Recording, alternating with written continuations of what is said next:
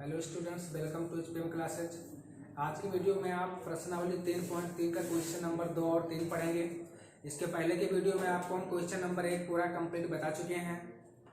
उस वीडियो में हमने ये कहा था, 1 या 2 प्रश्न मैंने छोड़ा था और मैंने ये कहा था कि अगर इस पूरे खंड को हल करने में आपको दिक्कत होगी तो आप नीचे कमेंट करिएगा।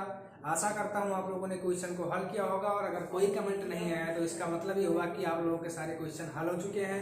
बड़ी अच्छी बात है। अब हम चलते हैं क्वेश्चन नंबर 2 और 3 पे।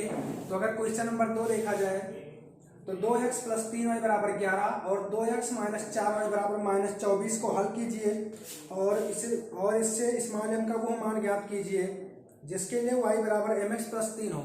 यहाँ पर मैं आपको बताना चाहूँगा कि जो प्रश्नावली आपके 3.3 है, इसमें सारे के सारे खंड आपको प्रतिस्थापन विधि की सहायता से हल करने हैं। और यदि आपको ये नहीं पता है कि प्रतिस्थापन विधि की सहायता से हम कैसे हल करते हैं, तो आप हमारे चैनल पर जा करके इसके पहले का वीडियो जरूर देखिए, क्योंकि उस वीडियो में हमने आपको बता रखा है कि प्रतिस्थापन विधि की सहायता से किसी समीकरण को हम कैसे हल करते हैं। बहुत जरूरी है आपके लिए इसके पहले का पार्ट देखना। अगर आप वो पार्ट नहीं देखेंगे तो प्रतिस्थापन विधि की सहायता से किसी समीकरण को हम कैसे हल करते हैं ये समझने में आपको दिक्कत होगी। चलिए हम क्वेश्चन नंबर 2 पर चलते हैं। क्वेश्चन नंबर 2 हमें दिया हुआ है 2x + 3y = 11 और 2x - 4y = -24 को हल कीजिए। को हल करने का मतलब कि इन दोनों समीकरणों को या इन दोनों चर समीकरण को हल करके हमें x और y का मान ज्ञात करना है। तो हमने आपको सबसे पहले कहा था इसे समीकरण नंबर 1 मानेंगे और इसे समीकरण नंबर 2 मानेंगे। यहां से हम समीकरण 1 को लेते हैं। समीकरण 1 से समीकरण 1 हमारे पास है 2x + 3y = 11। यहां से हम किसी एक चर का मान निकालेंगे, चाहे x का या y का। तो अगर इसे हम 2x बराबर लिखें तो 3y जब बराबर के उस तरफ जाएगा तो माइनस हो जाएगा, और अगर x बराबर निकालें तो 11 - 3y 2 यहाँ गुणे के रूप में है तो इस तरफ बटे के रूप में आएगा।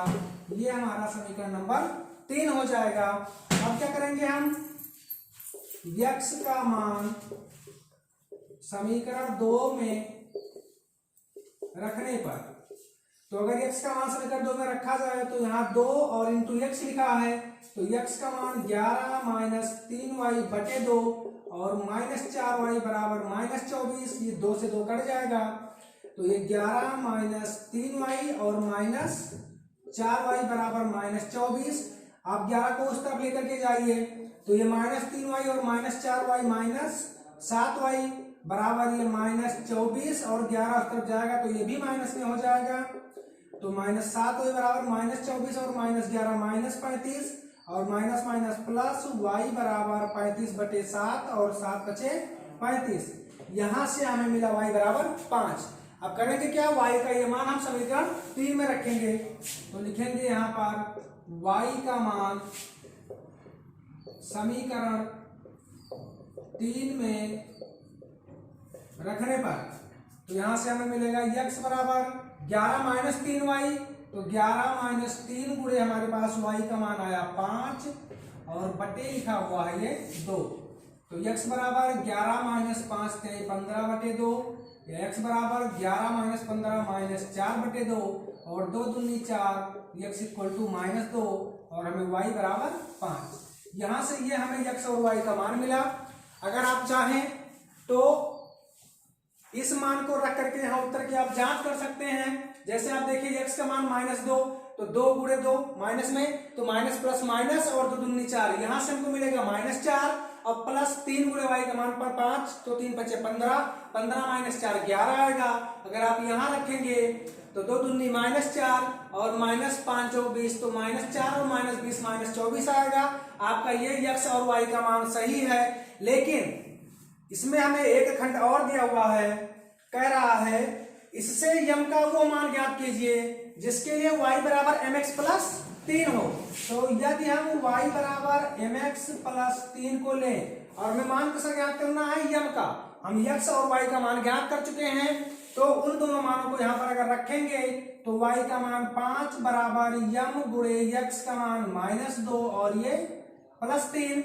तो अगर हम 3 को इस तरफ लेकर के आए तो ये 5 माइनस 3 माइनस 2 गुणे m माइनस 2m या माइनस 2m बराबर 5 माइनस 3 2 और m बराबर हमारे पास आएगा 2 बटे माइनस 2, 2 से 2 कट जाएगा तो m इक्वल टू -1। ये आपका क्वेश्चन नंबर 2 पूरा हो गया। अब इसके बाद हम चलते हैं क्वेश्चन नंबर 3 पर। तो क्वेश्चन नंबर 3 इसमें हमें दिया हुआ है कह निम्न समस्याओं में रैखिक समीकरण युग्म बनाइए और उनके हल प्रतिस्थापन विधि द्वारा ज्ञात कीजिए। इसमें हमें कई सारे खंड दिए हुए हैं। इसमें जो क्वेश्चन नंबर तीसरे का पहला खंड है, वैसे मैं आपको फिर से बता रहा हूं कि आपको यदि आप इस वीडियो को देख रहे हैं और अगर आप नए स्टूडेंट हैं तो आपको दिक्कत जरूर आएगी, क्योंकि प्रतिस्थापन विधि क्या है ये आपको पता नहीं है। तो मैं फिर से कह रहा हूं कि इसके पहले का वीडियो आप जरूर देखिए। अगर उस वीडियो को आप देख रहे हैं तो प्रतिस्थापन विधि से किसी समीकरण को हम कैसे हल करते हैं ये आपको बेहतर पता चल जाएगा। क्वेश्चन नंबर 3 का पहला खंड हमें दिया हुआ है, दो संख्याओं का अंतर 26 है और एक संख्या दूसरी संख्या की 3 गुनी है। देखिए, जब हमें कोई भी समीकरण बनाना होता है जो रैखिक बहुपद के रूप में दिया होता है, तो सबसे पहले हमें यह देखना होता है कि क्या प्रश्न में जो कुछ हमसे कहा जा रहा है उसका अगर हम समीकरण बनाएंगे तो वो एक चर में बनेगा या दो चर में बनेगा।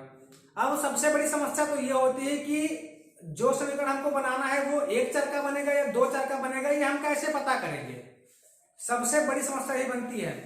तो जो समीकरण हमको बनाना है वो एक चर का होगा या दो चर का होगा। इसके लिए सबसे जो हमारा आसान तरीका है वो ये है कि हम क्वेश्चन में ये देखते हैं कि वो कितने ऑप्शन हमको दे रहा है।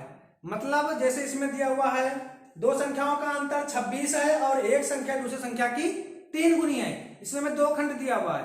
पहला खंड हमारा दो संख्याओं का अंतर 26 है, एक खंड हमारा पूरा हो गया। हमसे फिर से कहा जा रहा है एक संख्या दूसरी संख्या की 3 गुनी है। मतलब यहां पर हमारे पास समीकरण को बनाने के लिए दो ऑप्शन है।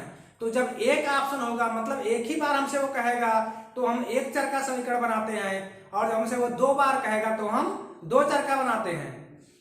2 चर का बनाने का मतलब आप एक को एक्स वाई मान सकते हैं, ए बी मान सकते हैं, पी क्यू कुछ भी चाहे जो मान लीजिए, लेकिन आपको 2 मानना पड़ेगा, 2 संख्याएं। और अगर एक ही समीकरण हमसे एक ही बार हमसे कोई प्रश्न वो कर रहा है तब हम एक ही चर का बनाएंगे। तो हम चाहे जो केवल एक ही बार मानेंगे, चाहे ए माने या जेड माने या बी माने, कुछ भी मानिए। चलिए, सबसे पहले हमको संख्या दी हुई है तो हमने माना यहाँ पर पहली संख्या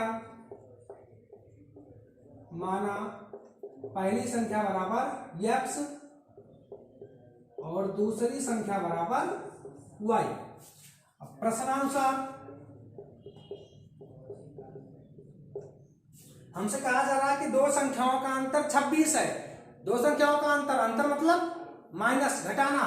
तो पहली संख्या हमारी x, दूसरी संख्या y, दोनों का अंतर कितना आना चाहिए 26। ये हमारा क्वेश्चन नंबर फर्स्ट हो गया।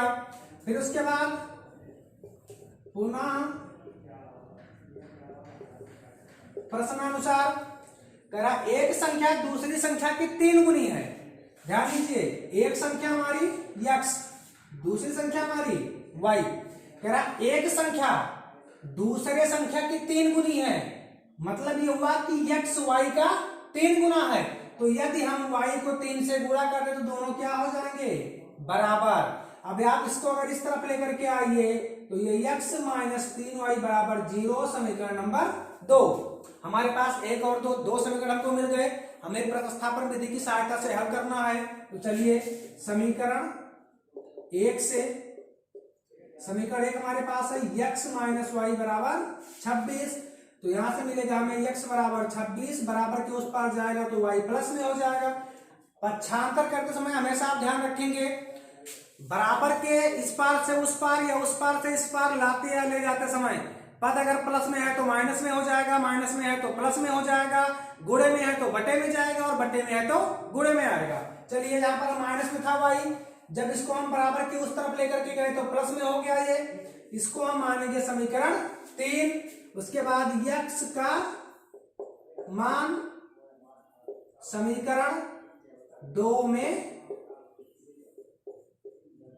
रखने पर तो यह समीकरण 2 देखा जाए तो ये लिखा हुआ है x माइनस 3y, हमारे पास x minus 3y equal to 0 हमारे पास है, और हमें x का मान कितना मिला है 26 प्लस y, और पीछे लिखा हुआ है ये माइनस 3y बराबर 0, या y माइनस 3y तो माइनस 2y, और 26 को यदि हम बराबर के उस पार लेकर के जाए तो ये माइनस 26 हो जाएगा, क्योंकि बराबर के उस पार 0 है तो कोई मतलब नहीं है, तो ये हो जाएगा बराबर सीधे माइनस 26 और माइनस माइनस प्लस हो जाएगा, और यहां से मिलेगा हमें y बराबर 26/2,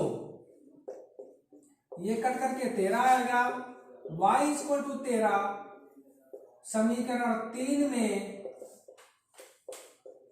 रखने पर यदि हम y का मान 13 समीकरण 3 में रखते हैं तो ये हो जाएगा x बराबर 26 और प्लस y का मान 13, तो x बराबर 39।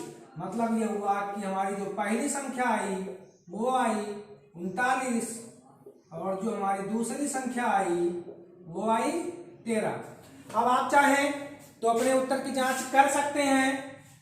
ध्यान दीजिए, हमने एक समीकरण ये बनाया, दूसरा समीकरण हमने ये बनाया। यहां पर आप मान रखिए x मतलब पहली संख्या कितनी आई 39, माइनस y मतलब दूसरी संख्या कितनी आई 13, 39 माइनस 13 26। उसके बाद क्या था x बराबर 3y, तो x का मान 39 बराबर 3 गुणे y का मान 13, तो 13 दिया 39। मतलब ये हुआ कि जो हमारा आंसर आया वो सही है। इसी तरीके से इसमें हमें अभी बाकी के 5 प्रश्नों को हल करना है। तो करते क्या, हम सीधे आपको समीकरण बना करके देते रहे हैं और आप इसका सॉल्यूशन घर से करिएगा। यदि सॉल्यूशन नहीं हो पाएगा तो आप नीचे कमेंट करिएगा, हम आपकी वो समस्या दूर करेंगे, या अगले वीडियो में हम वो सीधे उसको सॉल्व करके आपके पास तक भेज देंगे।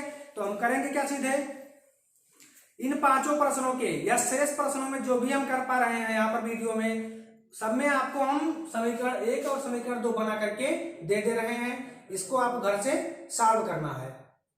तो चलिए अब इसका अगला पार्ट देखते हैं।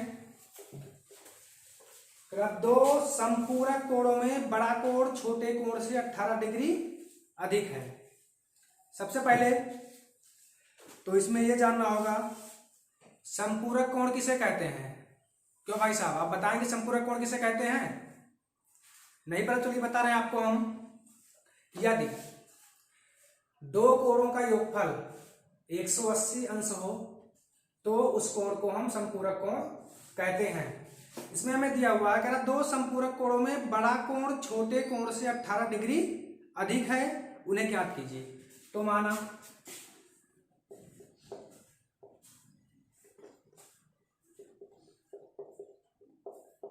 बड़ा कोण बराबर x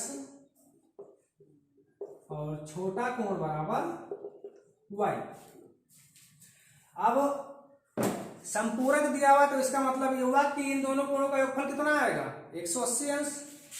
तो x प्लस y बराबर 180, ये समीकरण नंबर हमारा फर्स्ट हो गया। और यदि हम पुनः प्रश्नानुसार में जाएंगे तो इसमें हमें दिया हुआ है, कह रहा है कि बड़ा कोण छोटे कोण से 18 डिग्री अधिक है। बड़ा कोण मतलब x, छोटा कोण मतलब y। बड़ा कोण छोटे कोण से 18 अधिक है, मतलब x y से 18 ज्यादा है, 18 डिग्री ज्यादा है। तो यदि इसमें हम 18 डिग्री ऐड कर दे तो दोनों क्या हो जाएंगे, ये बराबर, और y को आप इस तरफ ले आइए तो ये x माइनस वाई बराबर 18 डिग्री, समीकरण नंबर 2। इसके आगे का सोल्यूशन आप पहले की तरीके से करिएगा। फिर उसके बाद हम चलते हैं पार्ट थर्ड पे। पार्ट थर्ड हमें दिया करा, एक क्रिकेट टीम के कोच ने 7 बल्ले व 6 गेंद रुपया 3800 में खरीदी। बाद में उसने 3 बल्ले तथा 5 गेंद रुपया 1750 में खरीदी। प्रत्येक बल्ले और प्रत्येक गेंद का मूल्य ज्ञात कीजिए। तो माना एक बल्ले का मूल्य बराबर x और एक गेंद का मूल्य बराबर y, या इसे आप x रुपया और y रुपया लिख दीजिए। अब हम आएंगे प्रश्नानुसार। तो प्रश्नानुसार में हमसे कहा जा रहा है कि 7 बल्ले और 6 गेंद, ध्यान दीजिए 7 बल्ले और 6 गेंद को उसने खरीदा कितने रुपए में, 3800 रुपए में। तो यदि एक बल्ले का मूल्य x है तो इसमें हमें 7 बल्ला दिया हुआ है तो 7x हो जाएगा, और एक गेंद का मूल्य हमने y माना है तो यहाँ पर हमें 6 गेंद दिया हुआ है तो 6y हो जाएगा, और दोनों का उसने कुल मिलाकर दाम कितना दिया 3800 रुपए। ये हमारा समीकरण नंबर फर्स्ट हो गया। उसके बाद हम आएंगे पुनः प्रश्नानुसार। कह रहा है बाद में उसने 3 बल्ले तथा 5 गेंदें, यदि एक बल्ले का मूल्य x तो 3 बल्ले का मूल्य 3x, एक गेंद का मूल्य y तो 5 गेंद का मूल्य 5y, और दोनों को उसने मिलाकर के कुल कितना दिया 1750 रुपए। ये आपका समीकरण नंबर 2। इसे भी आपको आगे हल करना है, आप हल कर सकते हैं। फिर उसके बाद अगर हम इसके अगले पार्ट पर आए तो इसका अगला पार्ट हमें दिया हुआ है, एक नगर में टैक्सी के भाड़े में एक नियत भाड़े के अतिरिक्त चली गई दूरी पर भाड़ा सम्मिलित किया जाता है। चलिए हमने माना नियत भाड़ा बराबर x रुपया। कह रहा चली गई दूरी पे अलग से भाड़ा लगता है, तो हो सकता है कि आपने 1 किलोमीटर की दूरी तय की हो या आपने 50 किलोमीटर की दूरी तय की हो। तो जब चली गई दूरी पे भाड़ा अलग लगता है तो इसका मतलब हुआ कि जो दूरी हम तय करेंगे उस पे भाड़ा प्रति किलोमीटर के हिसाब से लगेगा। तो यहां लिखेंगे हम तय की गई दूरी पर प्रति किलोमीटर किराया बराबर y रुपया। उसके बाद आएंगे प्रश्नानुसार। तो प्रश्नानुसार हमें कह रहा है 10 किलोमीटर जाने के लिए भाड़ा 105 रुपए है। ध्यान दीजिए ये भाड़ा तो फिक्स है, हमको देना ही देना है, चाहे हम 1 किलोमीटर जाए और चाहे 10 किलोमीटर जाए। लेकिन y क्या कह रहा है, तय की गई दूरी पर प्रति किलोमीटर किराया, मतलब ये हुआ कि हर 1 किलोमीटर किराया कितना होगा y रुपए। उसे दूरी कितनी तय की 10 किलोमीटर, तो 10 किलोमीटर का किराया हो जाएगा 10y, और उसने कुल कितना रुपया दिया जोड़ करके 105। उसके बाद फिर कह रहा है तथा 15 किलोमीटर के लिए। तो पुनः प्रश्नानुसार नियत भाड़ा फिर से जुड़ेगा और 15 किलोमीटर किराया 15y, और उसने तब कुल जोड़ करके दिया 155 रुपए। यह आपका समीकरण फर्स्ट और यह आपका समीकरण सेकेंड। इसके आगे का काम आप लोगों को करना है। फिर हम चलते हैं अगले क्वेश्चन की तरफ। उसमें कह रहा है यदि किसी भिन्न के अंश और हर आया तो माना भिन्न का अंश बराबर x और हर बराबर y। फिर आएंगे हम प्रश्नानुसार। कह रहा है यदि किसी भिन्न के अंश और हर दोनों में 2 जोड़ दिया जाए तो भिन्न का अंश x और हर क्या हो जाएगा y। यहां लिखेंगे तब भिन्न बराबर अंश बटे हर होता है, तो अंश का मान x, हर का मान y, तो x बटे y हो जाएगा। कह रहा है यदि किसी भिन्न के अंश और हर दोनों में 2 जोड़ दिया जाए तो x + 2 और यहाँ पर y + 2, तो वो 9/11 हो जाती है। तो ये हो जाएगा बराबर 9/11। यहां से आप क्रॉस मल्टीप्लिकेशन करेंगे तो क्रॉस गुणा करने के बाद यहाँ 11 इधर आएगा, तो 11 × x + 2 = यहाँ 9, और ये हो जाएगा y + 2। 11 × x 11x, 11 दूना 22, 9 × y 9y, और 9 दूनी 18। आप एक काम करें, जितने भी पद जिसमें चर है उसको एक तरफ कर लीजिए और अचर वालों को एक तरफ कर दीजिए। तो ये 11x चर के साथ में ये इसी तरफ रहेगा, 9y अगर हम इस तरफ लेकर के आए तो बराबर के उस पार प्लस में इधर आएगा तो -9y हो जाएगा, और ये 18 उधर जाएगा तो ये -22, तो ये हो जाएगा 11x - 9y बराबर 18 - 22 - 4, समीकरण नंबर फर्स्ट। उसके बाद पुनः प्रश्नानुसार करा यदि अंश और हर दोनों में 3 जोड़ दिया जाए, यदि अंश और हर दोनों में 3 जोड़ दिया जाए तो भिन्न हमारे पास है x बटे y, अंश में 3 जोड़िए और हर में 3 जोड़िए, तो भिन्न का मान होता है 5/6।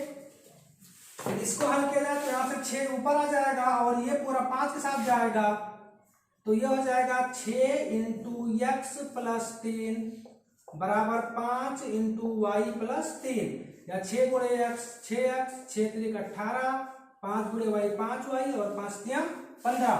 यहाँ भी आप वही काम करिए, सारे चर एक तरफ सारे चर एक तरफ, तो ये 6x 5y बराबर की उस पार प्लस में इधर लेकर के आएंगे तो ये -5y, 15 बराबर की उस तरफ जाएगा तो ये -18 हो जाएगा, और ये 6x माइनस 5y बराबर 15 माइनस 18 -3 समीकरण नंबर 2। अब इसके आगे का काम आप लोगों को स्वयं से करना है। इसके बाद इसमें एक सवाल और बचता है, वो मैं छोड़ रहा हूं, आप लोगों स्वयं उसका समीकरण बनाएंगे और स्वयं से उसको हल करेंगे। यदि इस पूरे समीकरण को हल करने में आपको दिक्कत आएगी तो नीचे आप कमेंट जरूर करिएगा, या जो लास्ट क्वेश्चन हमने छोड़ा अगर आप उसका समीकरण नहीं बना पा रहे हैं तो भी आप कमेंट करिएगा। अगले वीडियो में आपकी वो समस्या जड़ से खत्म कर दी जाएगी।